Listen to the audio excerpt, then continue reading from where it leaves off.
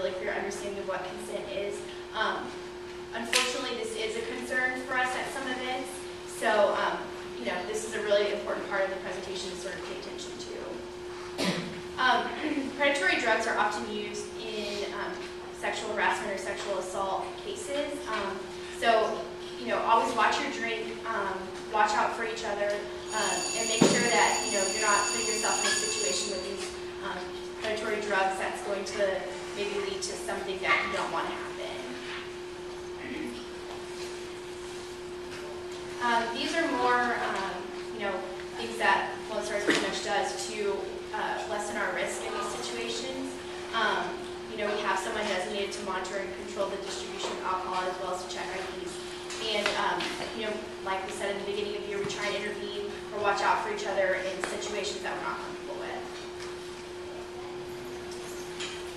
And these are just more things that we pretty much promote at every social event that we have. Okay.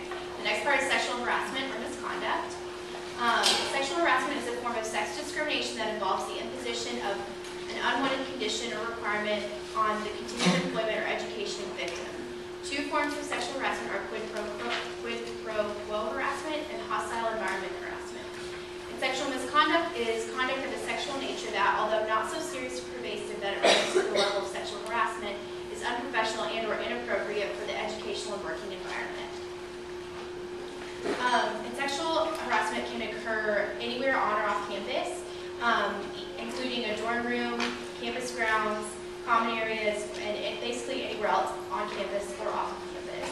And also, anyone can conduct sexual harassment. It can be an advisor, it can be a friend, it can be a teacher, people that you may not think will, conduct sexual harassment are still, have the capabilities to.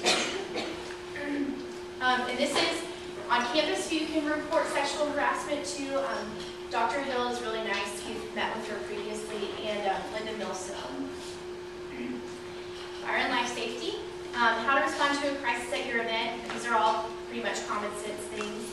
And obviously, if something happened at a Lone Stars event, we would have to contact the Dean of Students to talk to them about how to address the situation. Crime prevention, these are all things that we should know outside of Lone Stars. The blue light call boxes in West Campus and on campus are a really good thing to use if you think that you're being followed or if there's any sort of situation on campus. You can just press the button on one of those boxes and UTPD will respond to it. Oh, and like I said earlier, VCAL is a really good resource for any sort of incident that happens on campus that you want to talk to someone about or get help with.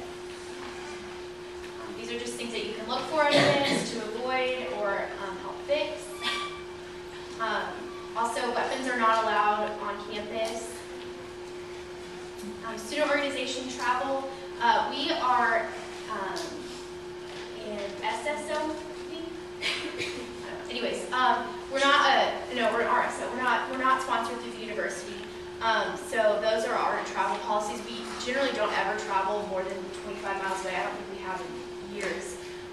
So this really doesn't apply to us either. And these are, we're just pretty much gonna,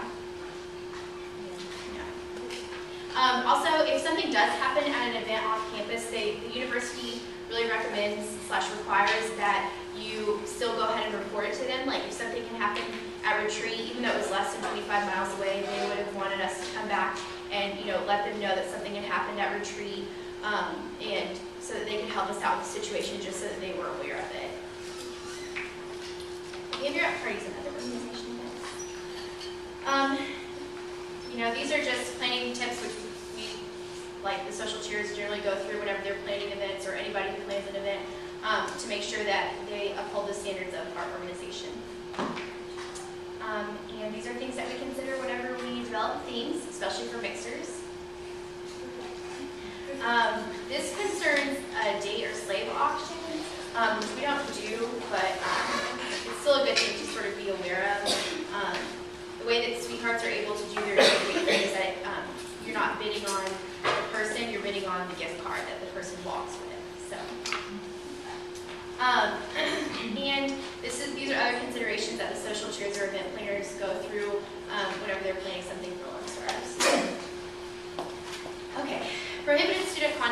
going to go through and read this. You can't engage in harassment or discrimination against another student or university employee. You can't damage, deface, destroy, alter, or take UT property without authorization of the university.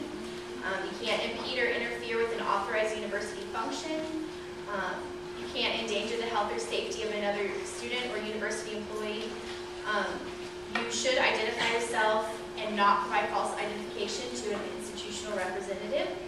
And you shouldn't enter into university buildings or fountains or engage in conduct that violates federal, state, or local laws, including underage drinking. So they passed out wallet cards at the event that we went to, the risk management thing. So they should have them at the SSB as SALD if y'all are interested. They have all of the resources on a little card that you can carry around. But like I said, all the numbers and websites will be in this PowerPoint and on the handout. Does anybody, you don't have to sign out, that was, I guess, for whenever we did it. But does anybody have any questions though?